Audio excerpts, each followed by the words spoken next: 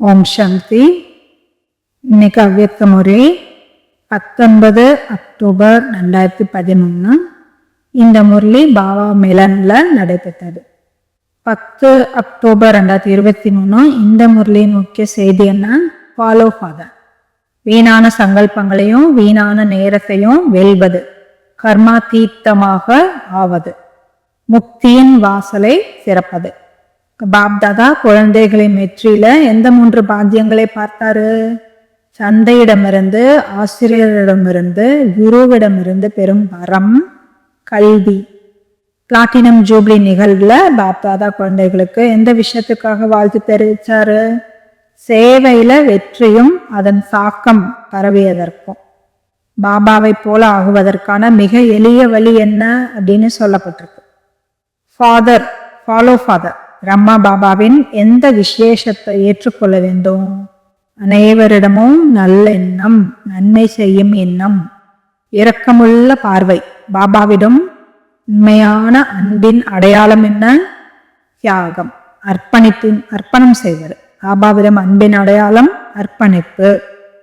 அவர் சொன்னதை செய்யறது, அவர் சொன்னதை செய்தது. அன்பின் அடையாளம் ஒருவரே அவருடைய காரியத்துல உதவியாளராக இருப்பது. மேலும் விட்டல்பாய் வீணிலிருந்து விடுபட்டவராக, ஆணைகளை கீழ்ப்படிபவராக, ஆணைகளுக்கு கீழ்ப்படிபவராக, பரோபகாரியாக இருப்பது. இந்த எல்லா வார்த்தைகளையும் நீக்கிட்டு வேற சொல்லுங்க. நன்மை செய்பவர், லாயல்டி, ஷேரிங், ஷார்ட்டிங், உண்மைத்தன்மை. யார் மீது அன்பு இருக்குதோ அவரோட முழுமையான சமர்ப்பணம், அது ஒன்று. இன்னொன்று சொல்லுங்க. அவர் சொல்லும் இடமெல்லாம் அவரை பின்தொடர்ந்து செல்வது.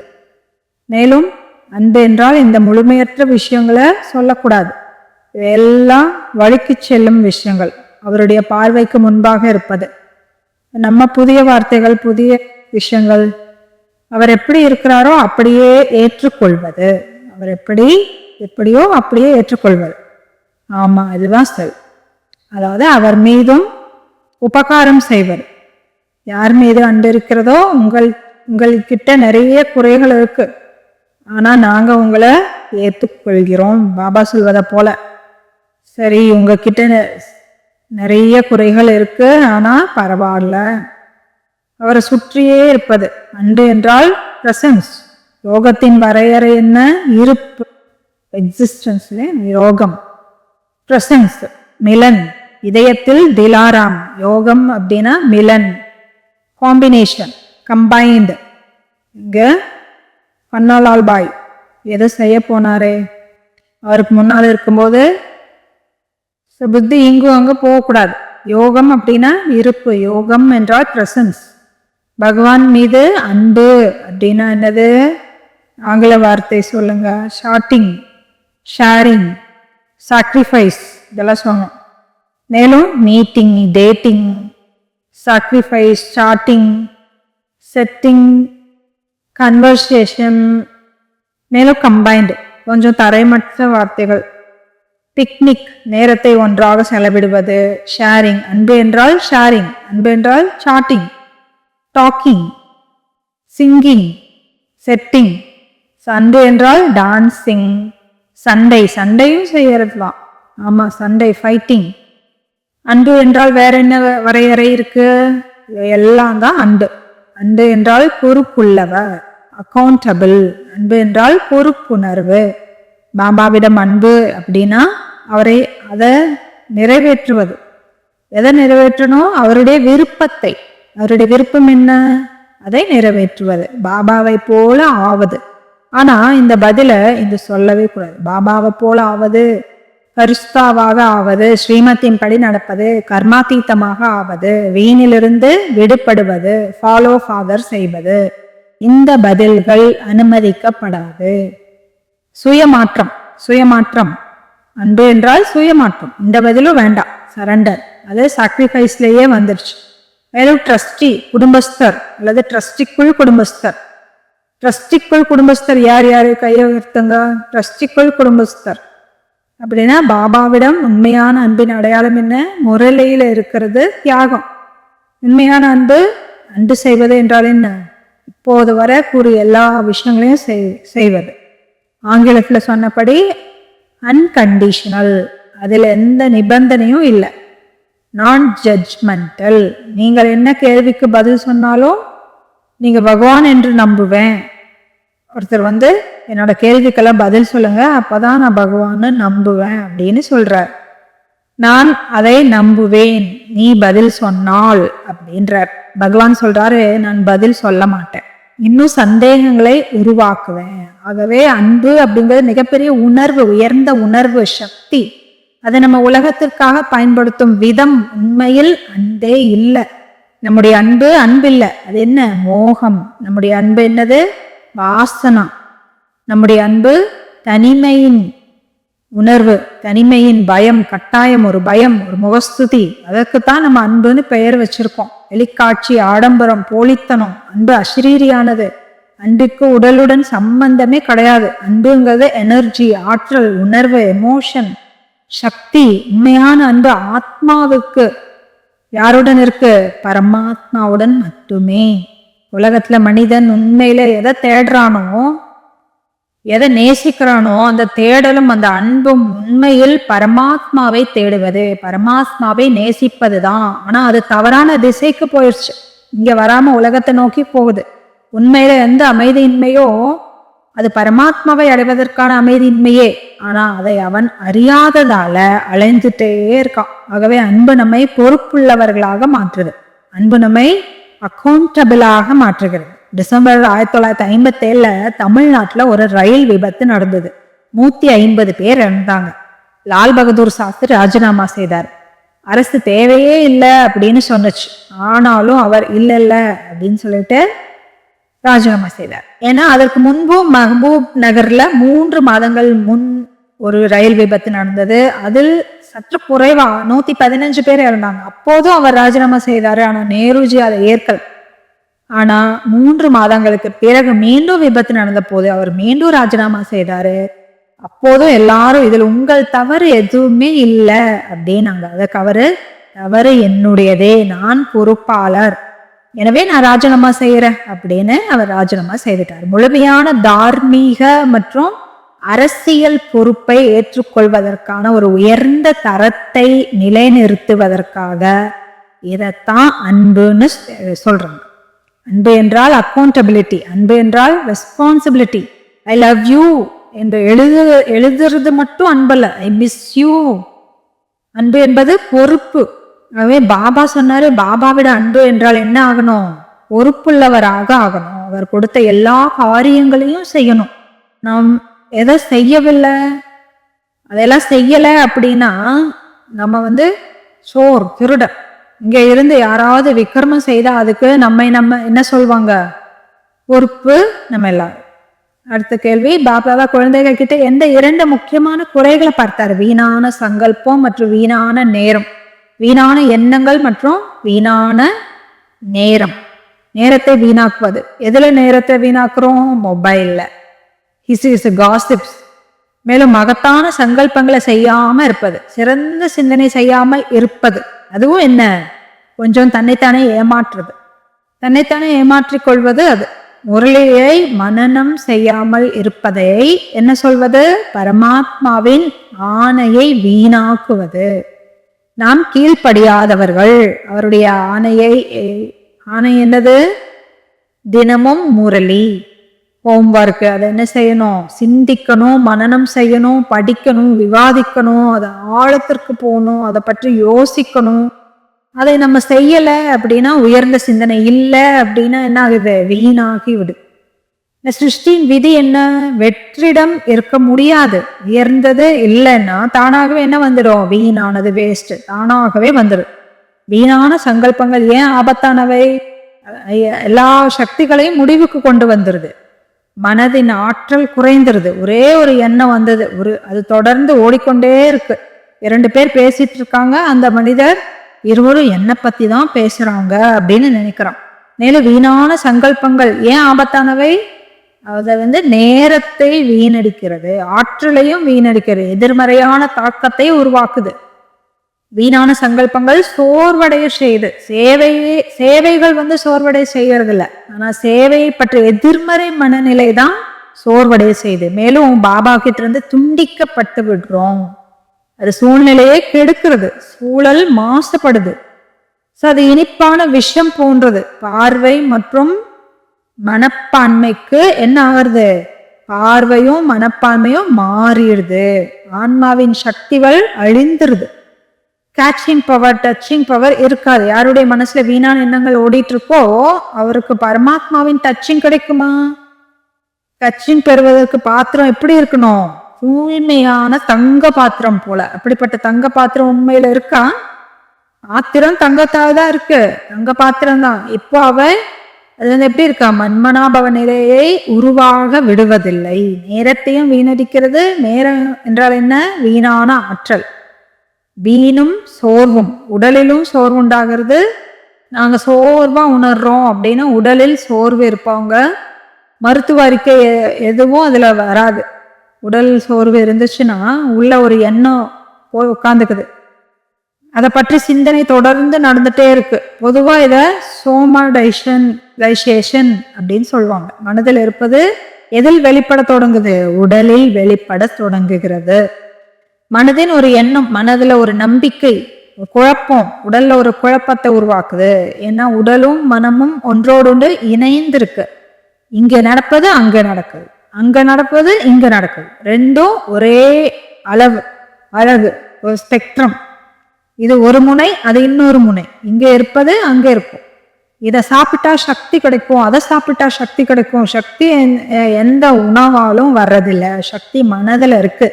புரோட்டீன் பவுடர் சக்தி எங்கிருந்து வருது? மனதிலிருந்து. மனமே பிராணசக்தியின் மூலாதாரம், மனமே ஆற்றலின் மூலாதாரம். மனதிடம் நம்ம என்ன சொல்றோமோ அதை ஏற்றுக்கொண்டு அதன்படி செயல்படும்.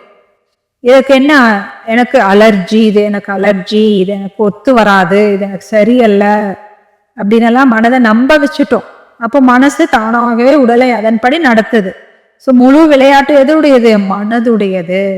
உங்களோட சங்கல்பமும் உள்ளது, சக்தியும் இருக்கு. ஒவ்வொரு சங்கல்பத்தையும் நிறைவேற்றும் சக்தி உங்ககிட்ட இருக்கு. இந்த முரளிலே இந்த வரி வந்திருக்கு. சாந்தி வல்ல நடத்தப்பட்ட முரளி இது கடந்த ஞாயிற்றுக்கிழமை வந்தது. இதிலும் வந்திருக்கு, 2010 வந்திருக்கு, 2011 வந்தது.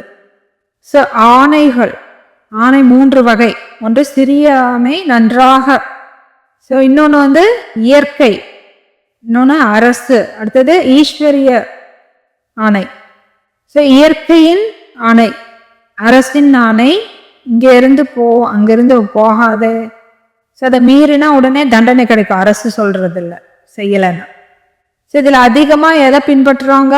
அரசை பின்பற்றுறாங்க. இங்க இருந்து சொல்லணும், அங்க இருந்து போக ரோடு ரூல்ஸ் இந்த மாதிரி எல்லாம் இருக்குள்ளே. ஸோ தண்டனை கிடைச்சிடும். ரெண்டாவது இயற்கையின் ஆணை. இயற்கை இதை செய், இதை செய்யாதே அப்படின்னு சொல்லுது. அதை மீறின என்னாகும்? உடல் நோய்படும், பலவீனம் அடையும். பிரகிருதி ஜீத் அப்படின்னு என்ன? பிரகிருதி ஜீத் என்ற வார்த்தையை பயன்படுத்துறார் பாபா. பிரகிருதி பதி, பிரகிருதி மித்ர, பிரகிருதி சாத்தி இதெல்லாமே சொல்லியிருக்கலாம். பிரகிருதி ஜீத்னா என்னது? காற்றே நில் அப்படின்னு சொன்னா காற்று நின்றுடுமா? பூமியே பிள அப்படின்னு சொன்னா பூமி பிளந்துடுமா? நட்சத்திரங்களே கீழே வாங்க அப்படின்னா வருமா? இங்க பிரகிருதி அப்படிங்கிறது உடல். பிரகிருதி ஜீத் அப்படின்னா உடலை வெல்வது. பிரகிருதி ஜீத் என்றால் குளிர் வெப்பத்தை வெல்வது. பிரகிருதி ஜீத் அப்படின்னா அசௌகரியங்களை வெல்வது. இங்க பிரகிருதி அப்படின்னா இந்த உடலே பிரகிருதி. பிரகிருதி வெளியில இல்ல, இந்த உடல் பிரகிருதி. பிரகிருதி அப்படிங்கறதா காற்று, தண்ணீர் போன்றவை, அதெல்லாம் கிடையாது. பிரகிருதி ஜீத்னா உடலின் மீது வெற்றி பெறுவது. உலகத்துல வெளியில இருக்கும் அந்த 5 தத்துவங்களை கொண்ட இயற்கையை யாரும் வெல்ல வேண்டியது கிடையாது. அதற்கான வார்த்தை இது அல்ல. அதற்கான பிரகிருதி பதி ஆகுங்க அப்படின்ற, பிரகிருதி சாத்தி ஆகுங்க, பிரகிருதி சகயோகி ஆகுங்க, பிரகிருதி மித்ர ஆகுங்க. பாபா பிரகிருதி தாசின்னு சொன்னது உடலுக்காக, இதற்காகல. இதை புரிஞ்சுக்கணும். பிரகிருதி ஜீத் என்ற சொல்லின் பயன்பாடு வெளிப்புறத்துக்காக அல்ல, உள்புறத்துக்காக. சங்கமயுகம் என்ற சொல்லின் பயன்பாடும் வெளிப்புற யுகத்திற்காக அல்ல, உள் நினைவிற்காக. ராகுவின் திசை, பிரகஸ்பதியின் தசை, செவ்வாயின் தசை, சனியின் தசை, குருவின் தசை, சுக்கரனின் தசை, இது எல்லாமே வெளியில இல்லை, தசைகள் உள்ள இருக்கு. இவை எல்லாமே இங்கேயே இருக்கு. தசை என்பது நினைவின் பெயர், யுகம் என்பது நினைவின் பெயர். வார்த்தைகளின் அர்த்தத்தை புரிஞ்சு கொள்ளாதனால துர்தசை ஏற்பட்டது. வார்த்தைகளின் அர்த்தத்தை நம்ம புரிஞ்சுக்கல, அதனாலதான் துர்தசை. இந்த முழு விளையாட்டும் பிரகிருதி, அதாவது உடல். இதுவே உடல் பிரகிருதி ஜீத் ஆக வேண்டும் அப்படின்னா உடலை வெல்ல வேண்டும். வெல்வது என்றால் இதன் மீது கட்டுப்பாட்டு சக்தி, ஆட்சி சக்தி இருக்கணும். இதை நம்ம நடத்த வேண்டும். இது நம்மை நடத்தக்கூடாது. என் உடல் சோர்ந்துருச்சு அப்படின்னு நம்ம சொல்றோம். உடல் சோர்வடையில, மனம்தான் சோர்வடையுது. உடலின் கட்டுப்படுத்துபவன், உடலின் மீது ஆட்சி செய்வதே பிரகிருதி ஜீத். வெளிப்புற இயற்கைக்கு நம்ம சேவை செய்ய வேண்டும். அதன் துணையாக இருக்கணும், இயற்கையின் தோழனாக இருக்கணும், நேசிப்பவராக, இயற்கையின் ஒத்துழைப்பாளராக, நண்பராக இருக்கணும், பாதுகாவலராக இருக்கணும். இயற்கையை பாதுகாக்கணும், இயற்கைக்கு நன்றியுணர்வு செலுத்தணும், இயற்கையை மாசுபடுத்தக்கூடாது, இயற்கையிடமிருந்து ஆற்றலை பெறணும். இயற்கையில பிராணசக்தி இருக்கு, அந்த பிராணசக்தியால தன்னை நிரப்பிக்கணும். இயற்கையுடன் பரிமாற்றம் செய்யணும், இயற்கைக்கு ஆற்றலை கொடுக்கணும், இயற்கைக்கு வைப்ரேஷனை கொடுக்கணும். இயற்கையை வெல்ல வேண்டியதில்லை, அதை வெல்ல வேண்டிய அவசியமே இல்லை. வெல்ல வேண்டியது எது? ஒன்றே ஒன்றுதான். பிரகிருதி என்றால் தேகம். தேகத்தையே வெல்லணும். அப்பதான் அது தானாகவே ஒத்துழைப்பாளராக மாறிடும். நம்ம எங்க இருந்தோம்? 3 வகையான ஆணைகள். அரசின் ஆணை, அரசின் ஆணையை மீறினா உடனே தண்டனை. போலீஸ் சொல்றாங்க நீங்க தவறான வழியில போறீங்க அப்படின்னு. எனக்கு தெரியாது அப்படின்னு சொன்னா சரி சரி உனக்கு தெரியாதே போ அப்படின்னு விட்டுருவாங்களா? இப்ப அப்படி இல்லை. இப்ப எல்லாம் சலான் ஆன்லைன்ல வந்துடும். போலீஸ் நிக்க வேண்டியதே இல்லை. எப்படி இருந்தாலும் தண்டனை கிடைச்சிடும். ஆன்லைன்ல இருந்தாலும் சரி, நேரடியா இருந்தாலும் சரி. இயற்கையின் விதிகளை மீறினா அதன் விளைவு நோய்கள். இயற்கைக்கு எதிராக வாழ்ந்தா எல்லா வகையான நோய்களும் வரும், மனிதனுக்கு வரும். எல்லா நோய்களுக்கும் காரணம் என்னது? இயற்கைக்கு எதிராக போனது. இயற்கையை உடலுக்குள் சேர்த்து கொண்டே இருக்கிறோம். இயற்கைக்கு எதிரானது எல்லாத்தையும் சேர்த்துடுறோம். அதில் மிகப்பெரியது உப்புன்றாங்க. எல்லா மசாலா, எண்ணெய் எல்லாத்தையும் இயற்கையானவை அல்ல இல்லையா, மனிதனே உருவாக்கியவை. அதனால மனிதன் அவற்றை சாப்பிடும்போது நோய்கள் அதிகரிக்கிறது. துவாபர யுகத்திலிருந்து மனிதனின் வீழ்ச்சி எதனால் ஏற்பட்டது? தேக பானத்தாலும் நெருப்பாலும். எல்லாவற்றையும் அவன் என்ன செய்தான்? நெருப்புல போட்டான். குற்றம் உப்பினுடையது. ஒரு கதை இருக்கு, அது இப்ப நினைவுல இல்லை, ஞாபகம் வரும்போது சொல்றேன். விதிகளை மீறினோம் இல்லையா. இயற்கை சொல்றது இயற்கையானதை மட்டுமே உடலை சேர்க்கணும். அதை சேர்க்கல அப்படின்னா நோய் தான் வரும். 3வது ஈஸ்வரிய அரசின் விதிகள். ஆனால் அதன் தண்டனை கொஞ்சம் தாமதமா கிடைக்கும். என்று பீஸா பர்கர் சாப்பிட்டா உடனே தண்டனை கிடைக்காது. அவை அனைத்தும் உள்ள சேர்த்து கொண்டே இருக்கும். மனனம், அதை என்ன செய்யணும்? சிந்தனை செய்யணும், மனனம் செய்யணும், படிக்கணும், விவாதிக்கணும், ஆழத்துக்கு போகணும், அதை பற்றி சிந்திக்கணும். இந்த வேலைகளை செய்யல அப்படின்னா உயர்ந்த சிந்தனை இல்லை. அப்ப வீணானது வந்துடும். சிருஷ்டின் விதிப்படி வெற்றிடம் இருக்க முடியாது. உயர்ந்தது இல்லைன்னா தானாக என்ன வந்துடும்? வீண், வேஸ்ட், அது தானாக வந்துடும். வீணான சங்கல்பம் ஏன் ஆபத்தானவை? அவை அனைத்தும் சக்திகளை முடித்து விடுறது. மனதின் சக்தி குறைந்துருது. ஒரு எண்ணம் வந்துருச்சு, அதுவே தொடர்ந்து ஓடிட்டே இருக்க, இடைவிடாம 2 பேர் பேசிட்டு இருக்காங்க. அந்த நபர் இருவரும் என்னை பத்தி தான் பேசுறாங்க அப்படின்னு நினைக்கிறாங்க. அந்த வீணானதெல்லாம் ஆபத்தானது. இப்ப சூழ்நிலையை கெடுத்துடுது, சூழ்நிலை மாசுபடுது. மனதின் ஒரு கருத்து, மனதின் ஒரு குழப்பம் உடலிலும் ஒரு குழப்பத்தை உருவாக்குது. உடலும் மனதும் ஒன்றோடு இணைந்து இருக்குது. மனம் தானாகவே உடலை அதன்படி நடத்துது. இப்ப முழு விளையாட்டும் மனதினுடையது தான். 2010 வந்திருக்கு இந்த முரளி, 11 இந்த பாயிண்ட்ஸ் இருக்கு. ஆணைகள் 3 வகை. சிறியது பிரகிருதி, அரசு, ஈஸ்வரிய ஆணை. பிரகிருத்தியின் ஆணை, அரசின் ஆணை. அரசு இப்படி போ அப்படி போ அப்படின்னு சொன்னா அதை மீறினா உடனே தண்டனை. ஆனா ஈஸ்வரிய ஆணை என்னது? அது லேட்டா தான் கிடைக்குது. பிரகிருதி பதி, இதெல்லாம் பாபா சொல்லியிருக்கார். பிரகிருதி பதிக்கு அர்த்தம் உடலை வெல்வது, தேக உணர்வை வெல்வது. இயற்கையில் இருக்கிற அந்த பிராண சக்திய சக்தினால நம்மை நிரப்பிக்கணும். பிரகிருதி அப்படின்னா இந்த தேகத்தை தான் சொல்லப்பட்டிருக்கு. பிராண சக்தியை நம்ம இயற்கை கிட்டிருந்து பரிமாறிக்கணும். ஸோ உப்பு பத்தி சொல்றாங்க. உப்பு தான் அது மனிதனா உருவாக்குனது. அது ஒரு கல்லு தான். இயற்கையானது என்ற விஷயம் மட்டும் அல்ல, அதை யார் கொடுத்தாங்க? அதை மனுஷன்தான் உருவாக்கியிருக்கான். ஸோ மூன்றாவது ஈஸ்வரிய விதி. அதை மீறினா துக்கம் வருது. நாள் முழுவதும் ஈஸ்வர விதிகளை மீறுங்க, அப்ப அமிர்த வேலை தவற விடும், மகிழ்ச்சி மறைஞ்சிரும். ஈஸ்வர விதிகளை மீறுங்க, அப்ப தர்மராஜின் தண்டனை என்ன? அமிர்த வேலை தவற விடுவது, மகிழ்ச்சி மறையிறது. தர்மராஜின் தண்டனை முரளிலிருந்து சுவை மறைஞ்சிருது. தர்மராஜின் தண்டனை என்ன? நிலையில் தூக்கம் வருவது, நிலை கீழ் இறங்குவது, துக்கப்படுவது, சோகமாக இருப்பது, எரிச்சல் வருவது, தூக்கத்தின் தாக்கம். எங்க பார்த்தாலும் தூக்கம், தூங்கிட்டே இருப்பாங்க. அமிர்த வேலையிலும் தூங்குவாங்க. இப்போதுதான் எழுந்திரிச்சு வந்தாங்க, தூக்கம் போகவே இல்லை. அதுக்கு பிறகு மீண்டும் தூக்கம், திரும்ப திரும்ப தூக்கம். ஸோ எங்ககிட்ட ஒரு நோயாளி இருந்தாரு. அப்பதான் கைகளை கழுவி இருந்தாரு. கைகள்ல இருந்து இன்னும் தண்ணீர் சொட்டிட்டு இருக்கும், அப்படியே தூங்கிடுவேன். ஸோ இவ்வளோ தூக்கம். முதல்ல இது வீணானது அப்படிங்கறத அடையாளம் காணணும். இதுதான் முக்கியம். நோயறிதல் முக்கியம். வாழ்க்கையில இப்போ நடப்பது வீணானது என்பதை அறியணும். சமர்த்தம் அப்படின்னா மிக குறைவான சங்கல்பங்கள், ஆனா சக்தி வாய்ந்தவை. சமர்த்தம் அப்படின்னா வாழ்க்கையில ஒரு இலக்கு இருக்கிறது, இதை செய்யணும், அங்கே சென்று சேர வேண்டும். இதுதான் சமர்த்தம். வீணான சங்கல்பங்கள் ஏன் ஆபத்தானவை? அது மன்மனாபவ நிலையை உருவாக்க விடுவதில்லை. நேரத்தையும் வீணாக்குது. மனத்தை எதனுடன் ஒப்பிட்டாரு? மனம் குதிரையுடன் ஒப்பிட்டாங்க. அதை ஸ்ரீமத்தின் கடிவாளத்தால் கட்டுப்படுத்தணும். மனம் என்றால் அது ஓடிட்டே இருக்கும், சிந்திப்பது அதன் இயல்பு. இது அங்க போகும் அங்க போகும். கண்கள் எதை பார்க்குதோ அதை பத்தி சிந்திக்கும். அதை கட்டுப்படுத்துவது, அடக்குவது, இது வாழ்நாள் முழுவதும் செய்ய வேண்டிய மிகப்பெரிய புருஷார்த்தம். விக்ட்ரி கான்ட்ராக்ட் கையெழுத்திடணும். எல்லோரும் தங்களோட தைரிய தருங்க. அதுல இன்றிலிருந்து நான் வீணான சங்கல்பங்களை துறக்கிறேன் அப்படின்னு எழுதி கீழே கையெழுத்திடுங்க.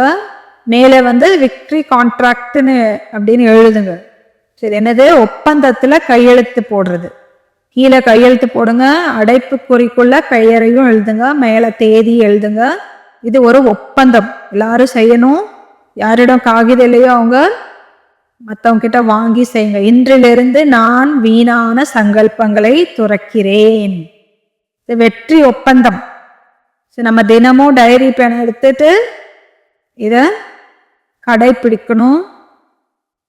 ஒரு குதிரையின் படத்தை வரைங்க. அடுத்தது அதன் கடிவாளத்து மேல ஸ்ரீமத் அப்படின்னு எழுதணும். ஒரு குதிரை, ஒரு கடிவாளம், கடிவாளத்தின் மேல ஸ்ரீமத்னு எழுதுங்க. குதிரையின் அளவை சரியா வரைங்க.